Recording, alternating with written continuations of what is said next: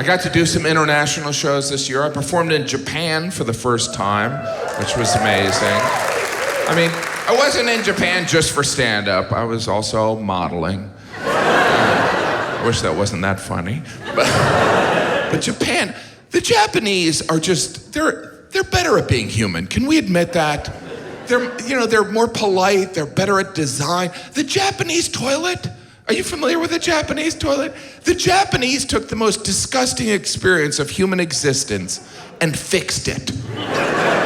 The Japanese toilet washes you, dries you, does your taxes. And that is in a Tokyo airport bathroom.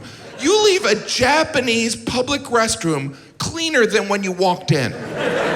You leave an American public restroom with PTSD. It's good to be here in New York. I love this city. It's a great city. I have lived here 10 years. I am originally from Indiana. And I know what most of you are thinking, Indiana Mafia. But the fact of the matter is, where I grew up, there was something very similar to the Mafia, 4-H. You didn't mess. There's every kind of pride where I'm from, you know. It's not like, we're from New York, we're tough, or we're from Texas, we like things big. It's more like, we're from Indiana and we're gonna move. Getting out of here. It's been a crazy year for me, crazy year. I don't know if you know, in April, it was discovered my wife had a brain tumor. I'm not even making this up. It was removed, she's great, everything's good. Thank you. I didn't remove it. I was in the other room soiling myself, but the tumor is gone, along with my ability to ever win another argument. It's not like I was winning a lot before, but now I'm retired. And luckily, my wife's not the type to bring it up. Well, once she did. She was like, I did have brain surgery. And I couldn't be like, yeah, that was like a month ago. It's time to move on, What about my seasonal allergies? We all have our cross to bear. It was crazy. The surgeon told me the tumor was the size of a pear, which is scary, but also confusing. I was like, did he go to med school or a farmer's market? But tumors are often compared to fruit. A pear, a lemon, a grapefruit. Interesting fact, worst tumor, grapefruit. Worst fruit, grapefruit. When you think about it, a grapefruit looks more like a tumor than a fruit. I almost feel sorry for grapefruit. Yeah, we can't win, We're already the worst fruit, now we're compared to the worst tumor? Well, at least we help old people poop. That is the worst impression of a grapefruit ever. People with glasses here. I trust people with glasses, don't you? It's like, well, ask him. He's got glasses. But if you're wearing your glasses like this, get away from him. Did you ever take directions from someone that looks like this? Where you gotta go? 44th Street. Well, why don't we take my spaceship? I have to pick up Santa Claus anyway. The only advantage of wearing glasses is you can do that dramatic removal. You ever see that? My God. Holy mother of God. I can't see a thing. I am absolutely blind without these. It's probably why I wear them. You ever notice when people are thinking in movies, they're always chewing on the end of their glasses? If we give the alien a cold. You know what they're really thinking? This tastes like wax. I mean, sharing a meal with someone, that's intimacy. That's why it was called the Last Supper and not the Last Meeting. Jesus was trying to get 12 other guys together. There had to be food there. Jesus was like, tomorrow night I want to get everyone together. There was one apostle like, is there going to be food there? Yes, there'll be food. Are we talking appetizers or entrees? It'll be a supper. So casual, I could wear a robe. Are you gonna wear a robe? I'll wear a robe if you wear a robe. Jesus, he was in good shape, right? Jesus was in amazing shape, especially considering he could multiply bread whenever he wanted. Just like, boom, pretzel bread, you know? The Bible doesn't really specify what type of bread it was.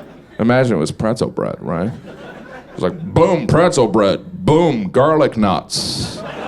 Like if right now I multiply garlic nuts up here, you guys would be like, maybe he is God. I know religion jokes make some people uncomfortable, especially the ones going to hell. You ever get a phone call? That's annoying, right?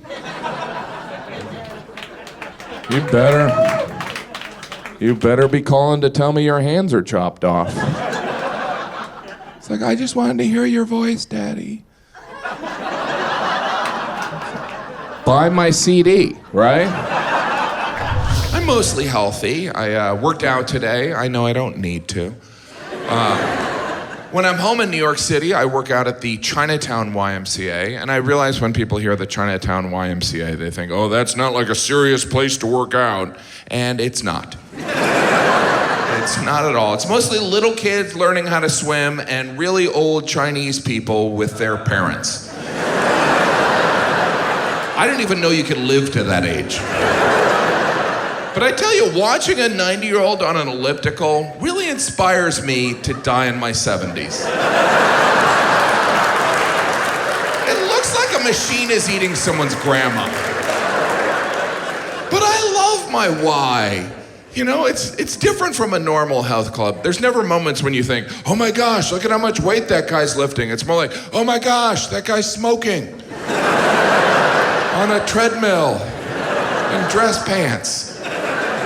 It's very business casual. Sure, my Y doesn't have some of the amenities, but it also doesn't have the normal health club distractions. I don't have to deal with loud music or people that are in shape. I walk around my Y and I'm like, you know what? I'm doing okay. Maybe I should teach a class. Hi, welcome to Advanced Elliptical. Doesn't matter if you don't have workout clothes on. We're not going to be raising our heart rate. So let's step on, pick a show, and think about what we're gonna eat. Okay. Who's having a burger, huh? Let's practice eating fries. I'm ignored at my Y. I'm ignored at all health clubs. Like when I walk into a fitness area, even in a hotel, people always look at me like, I didn't know they serve food here. The only people that approach me are personal trainers. They're like, you looking for a personal trainer? No. You should be. So I've gotten to the point, if I'm approached by a personal trainer, I just act like they're hitting on me. They're like, hey, how you doing? I'm married. I don't think you understand. I understand perfectly. You want to get with me, but I'm taken, so you can look, but no touchy. I love watching movies. You ever rent a movie that was released a while ago and you enjoy it, but there's kind of that awkwardness because you can't talk about it with anyone? You're like, hey, I just saw Heat. Heat, I saw that 6 years ago. I want to talk about it now. No, loser. You ever talk about a movie with someone that read the book? They're always so condescending. The book was much better than the movie. Oh, really? What I enjoyed about the movie? No reading. It only took 2 hours, and then I could take a nap. I'm too lazy. You ever read an article and at the bottom it says continued on page 6? I'm like, not for me. I'm done. Why don't you stop bossing me around? Then I finally get to page 6. I can't even remember what I was reading. You ever read the ending to a different article? Al Gore is running from a waterfall? You ever read a book that changed your life? Me neither. I don't have the attention, but every now and then I'll read a book. I'll be so proud of myself. I'll try and squeeze it into conversation. People are like, hey, Jim, how you doing? I read a book. 250 pages. That's great. What was it about? No idea. It took me 2 years. You ever buy a book and not read it? You feel almost guilty having it on a bookshelf, don't you? People are like, hey, how is that book? I haven't read it. Did you just buy it? I've had it since high school. Well, can I borrow it? No. I do enjoy traveling to other countries, seeing how different, but essentially similar we all are. Like the UK is not that different from the US. You know, if anything, you go over there and it seems like British people are trying to be different from Americans. They're like, oh, you drive on the right side of the road, then we're gonna drive on the left side of the road. Oh, you call your mother Mom, then we're gonna call ours Mum. Oh, you call that a cookie, then we're not going to the dentist. I know that's cheap.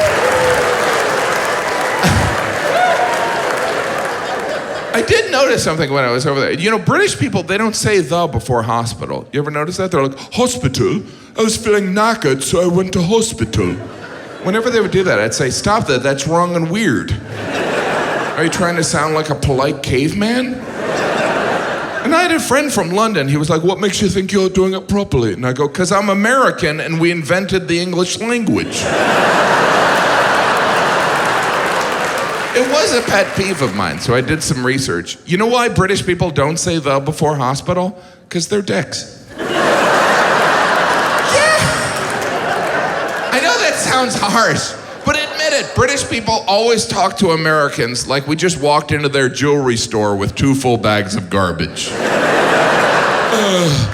May I help you? Are you lost?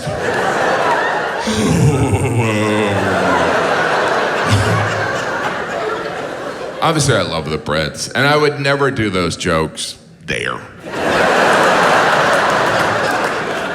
I have been lucky enough to perform in the UK a couple times, and one time I was walking through Piccadilly Circus, which, for the record, is a horrible circus. There's no animals. And no, I was walking through Piccadilly Circus, and I saw they had an M&M store. And I looked at that M&M store, and it just made me think of all the things the British have given the Americans. Like our language, Shakespeare, the Magna Carta. And I looked at the M&M store, and I thought, now we're even. When I looked at the M&M store, I wasn't even embarrassed to be American. I was ashamed to be human. Because has anyone at any point in their life thought, when are they gonna open an M&M store? Sure, I can buy M&Ms absolutely anywhere, but I like to buy in bulk, in a pro-M&M environment.